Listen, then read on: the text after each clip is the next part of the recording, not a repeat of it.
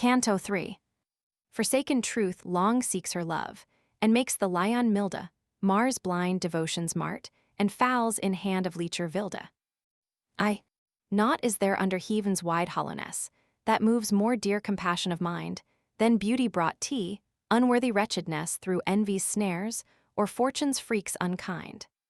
I, whether lately through her brightness blind, or through allegiance and fast fealty, which I do owe unto all womankind, feel my heart pursed with so great agony, when such I see, that all for pity I could die.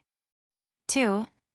And now it is impassioned so deep, for fairest unease sake, of whom I sing, that my frail eyes these lines with tears do steep, to think how she through guileful handling, though true as touch degrees, though daughter of a king, though fair as ever living wight was fair, though nor in word nor deed ill-meriting, is from her knight divorced in despair, and her due love's degrees derive 500 to that vile witch's share. 3.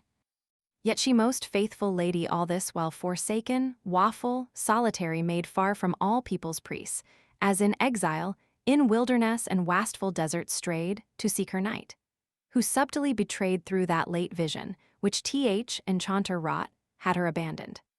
She of not afraid, through woods and wastness wide him daily sought, yet wished tidings degrees none of him unto her brought.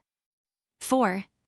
One day nigh weary of the eaxome way, from her unhasty beast she did alight, and on the grass her dainty limbs did lay in secret shadow, far from all men's sight, from her fair head her fillet she undight, and laid her stole aside. Her angel's face as the great eye of heaven degrees shined bright, and made a sunshine in the shady place, did never mortal eye behold such heavenly grace. 5. It fortuned out of the thickest wood a ramping lion degrees rushed suddenly, hunting full greedy after salvage blood, soon as the royal virgin he did spy, with gaping mouth at her ran greedily, to have a taunts devoured her tender corse. But to the prey when as he drew more and why, his bloody rage assuaged with remorse, and with the sight amazed, forgat his furious force. 6. Instead thereof he kissed her wary feet, and licked her lily hands with fawning tongue, as he her wronged innocence did weet. Oh, how can beauty master the most strong, and simple truth subdue avenging wrong? Whose yielded pride degrees and proud submission, still dreading death, when she had marked long, her heart gan melt in great compassion, and drizzling tears did shed for pure affection. 7. The lion lord of every beast in field, quoth she, his princely puissance doth abate, and mighty proud to humble weak does yield, forgetful of the hungry rage, which late him pricked, in pity of my sad estate. But he my lion and my noble lord, how does he find in cruel heart to hate her that him love 500, and ever most adored, as the god of my life? Why hath he me abhorred? 8. Redounding tears did choke end of her plaint, which softly echoed from the neighbor wood, and sad to see her sorrowful constraint the kingly beast upon her gazing stood, with pity calmed, down fell his angry mood. At last in close heart shutting up her pain, arose the virgin born of heavenly brood, and to her snowy palfrey got again, to seek her strayed champion, if she might attain. 9. The lion would not leave her desolate, but with her went along, as a strong guard of her chaste person, and a faithful mate of her sad troubles and misfortunes hard. Still when she slept, he kept both watch and ward degrees, and when she wacked, he waited diligent. With humble service to her will prepared, from her fair eyes he took commandment, and ever by her looks conceived her intent. 10. Long she thus travelled through deserts wide, by which she thought her wandering knight shouled paw, yet never show of living wight espied, till that at length she found the Troden Graz, in which the tract of people's footing was, under the steep foot of a mountain hoar. The same she follows, till at last she his a damsel spied degrees slow footing her before, that on her shoulders sat a pot of water bore. 11. To whom approaching she to her gan call, to weet, if dwelling place were nigh at hand, but the rude wench her answered not at all. She could not hear, nor speak, nor understand, till seeing by her side the lion stand, with sudden fear her pitcher down she threw, and fled away. For never in that land face of fair lady she before did view, and that dread lion look her cast in deadly hue. 12. Full fast she fled, ne never looked bayand, as if her life upon the wager lay, degrees and home she came, whereas her mother blind degrees sate in a turn all night. Naught could she say, but sudden catching hold, did her dismay with quaking hands and other signs of fear, who full of ghastly fright and cold affray, gan shut the door. By this arrived their Dame Una, wary dame, and entrance did require. 13. Which when none yielded, her unruly page degrees with his rude claws the wicket open rent, and let her in. Whereof his cruel rage nigh dead with fear, and faint astonishment, she found them both in darksome corner pent, where that old woman day and night did pray upon her beads devoutly penitent, 900 paternosters degrees every day, and thrice 900 aves she was wont to say. 14. And to augment her painful penance more, thrice every week in ashes she did sit, and next her wrinkled skin rough sackcloth wore, and thrice 3 times did fast from any bit. But now for fear her beads she did forget. Whose needless dread for to remove away, fair Una framed words and countenance fit, which hardly down, at length she gan them pray, that in their cottage small that night she rest her may. 15. The day is spent, and cometh drowsy night, when every creature shrouded is in sleep, sad Una down her lays in weary plight, and at her feet the lion watch doth keep. Instead of rest, she does lament, and weep for the late loss of her dear-loved knight, and sighs and groans, and evermore does steep her tender breast in bitter tears all night. All night she thinks too long, and often looks for light. 16. Now when Aldebaran degrees was mounted high above the shiny Cassiopeia's chair, degrees and all in deadly sleep did drowned lie. One knocked at the door, degrees and in would fare. He knocked fast, and often cursed and sware. That reedy entrance was not at his call, for on his backy a heavy load he bare of knightly stealths, and pillage several, which he had got abroad by purchase criminal. 17. He was, to weet, a stout and sturdy thief, wont to rob churches of their ornaments, and poor men's boxes of their due relief, which given was to them for good intents. The holy saints of their rich vestments he did disrobe, when all men careless slept, and spoiled the priests of their habiliments, whiles none the holy things in safety kept. Then he by conning sleights in at the window crept. 18. And all that he by right or wrong could find, unto this house he brought, and did bestow upon the daughter of this woman blind, Abessa, daughter of Corsica slow, with whom he whoredom ust, that few did know, and fed her fat with feast of offerings, and plenty, which in all the land did grow, ne spared he to give her gold and rings, and now he to her brought part of his stolen things. 19. Thus long the door with rage and threats he bet, yet of those fearful women none durst rise, the lion frayed them, him in to let he would no longer stay him to advise, degrees but open breaks the door in furious wise, and entering is, when that disdainful beast encountering fierce, him sudden doth surprise, and seizing cruel claws on trembling breast, under his lordly foot him proudly hath suppressed. 20. Him booteth not resist, degrees nor succor call, his bleeding heart is in the venger's hand, who straight him rent in 1,000 pieces small, and quite dismembred hath. The thirsty land drunk up his life, his corse left on the strand. His fearful friends wear out the waffle night, ne dare to weep, nor seem to understand the heavy hap, which on them is a light, afraid, least to themselves the like mishappen might. 21. Now when broad day the world discovered has, up rose the lion eke, and on their former journey forward paw in ways unknown, her wandering knight to seek, with pains far passing that long wandering Greek, degrees that for his love refused deity. Such were the labors of his lady meek, still seeking him, that from her still did fly, then furthest from her hope, when most she weened nigh. 22. Soon as she parted thence, the fearful twain, that blind old woman and her daughter dear, degrees came forth, and finding Kirkopine their slain, for anguish great they gan to rend their hair, and beat their breasts and naked flesh to tear. And when they both had wept and wailed their fill, then forth they ran like 2 amazed deer, half mad through malice and revenging will, to follow her, that was the causer of their ill. 23. Whom overtaking, they gan loudly bray with hollow howling, and lamenting cry shamefully at her railing all the way, and her accusing of dishonesty. That was the flower of faith and chastity, and still amidst her railing, she did pray, that plagues and mischiefs and long misery might fall on her, and follow all the way, and that in endless error she might ever stray. 24. But when she saw her prayers not prevail, she backy returned with some labor lost, and in the way as she did weep and wail, a knight her met in mighty arms embossed. Yet knight was not for all his bragging boast, but subtle archimag, that Una sought by trains into new troubles to have tossed. Of that old woman tidings he besought, if that of such a lady she could tell in aught. 25. Therewith she gan her passion to renew, and cry and curse and rail and rend her here, saying that harlot she too lately knew, that caused her shed so many a bitter tear.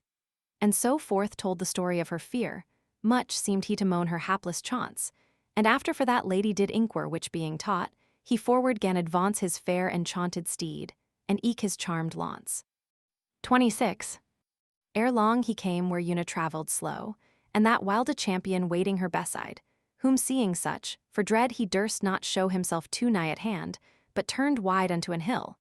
From whence when she him spied, by his like seeming shield, her knight by name she weened it was, and towards him gan ride.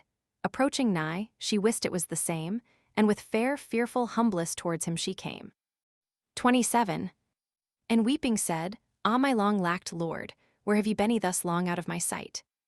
Much feared I to have been quite abhorred, or aught have done degrees that ye displeasen might, that should as death degrees unto my dear heart light. For since mine I your joyous sight did mease, my cheerful day is turned to cheerless night, and eke my night of death the shadow is, but welcome now my light, and shining lamp of blies. 28. He thereto meeting said, My dearest dame, far be it from your thought and fro my will, to think that knighthood I so much should shame, as you to leave that have me loved still, and chose in fairy court degrees of mere goodwill, where noblest knights were to be found on earth. The earth shall sooner leave her kindly skill, degrees to bring forth fruit, and make eternal dearth, than I leave you my leaf, born of heavenly birth. 29. And sooth to say, why I left you so long, was for to seek adventure in strange place, where Archimago said a felon strong to many knights did daily work disgrace. But knight he now shall never more deface, good cause of mine excuse. That mote ye please well to accept, and evermore embrace my faithful service, that by land and seas have vowed you to defend. Now then your plaint appease. 30. His lovely words her seemed due recompense of all her past pains. One loving hour for many years of sorrow can dispense. A dram of sweet is worth a pound of sour. She has forgot how many a woeful stour for him she late endured. She speaks no more of past. True is, that true love hath no power to look in baccy, his eyes be fixed before. Before her stands her knight, for whom she toiled so sore. 31. Much like as when the beaten mariner, that long hath wandered in the ocean wide, oft-soused in swelling Tethys saltish tear, and long time having tanned his tawny hide with blustering breath of heaven, that none can bide, and scorching flames of fierce Orion's hound, degrees soon as the port from far he has espied. His cheerful whistle merrily doth sound, and Nereus crowns with cups degrees, his mates him pledge around. 32. Such joy made Una, when her knight she found, and eke enchanter joyous seemed no less than the glad marchant, that does view from ground degrees his ship far come from watery wilderness. He hurls out vows, and Neptune oft doth bless. So forth they passed, and all the way they spent discoursing of her dreadful late distress, in which he asked her what the lion meant, who told her all that fell in journey as she went. 33. They had not ridden far, when they might see one pricking towards them with hasty heat, full strongly armed, and on a courser free, that through his fierceness foamed all with sweat. And the sharp Errour did for anger eat when his hot rider spurred his chauffed side, his look was stern, and seemed still to threat cruel revenge, which he in heart did hide. And on his shield sans loy degrees in blouty lines was dyed. 34. When nigh he drew unto this gentle pair, and saw the red cross, which the knight did bear, he burnt in fire, and gan eftsoons prepare himself to battle with his couched spear. Loth was that other, and did faint through fear, to taste untried dint of deadly steel. But yet his lady did so well him cheer, that hope of new good hap he gan to feel, so bent his spear, and spurred his horse with ear on heel. 35. But that proud Paynim forward came so fierce, and full of wrath, that with his sharp head spear, through vainly crossed shield degrees he quite did pierce, and had his staggering steed not shrunk for fear, through shield and body eke he should him bear. Yet so great was the puissance of his push, that from his saddle quite he did him bear. He tombling rudely down to ground did rush, and from his gored wound a well of blood did gush. 36. Dismounting lightly from his lofty steed, he to him leapt in mind to reave his life, and proudly said, Lo there the worthy meed of him that slew Sansfoy with bloody knife. Henceforth his ghost freed from repining strife. In peace may passen over Lethe lake, degrees when morning altars purged with enemy's life. The blacky infernal furies degrees down a slake. Life from Sansfoy thou tookst, Sansloy shall from thee take. 37. Therewith in haste his helmet gan unlace, degrees till Una cried, O hold that heavy hand, dear sir, whatever that thou be in place. Enough is, that thy foe doth vanquished stand now at thy mercy. Mercy notwithstand, for he is one the truest knight alive, though conquered now he lie on lowly land, and whilst him fortune favoured, fair did thrive in bloody field, therefore of life him not deprive. 38.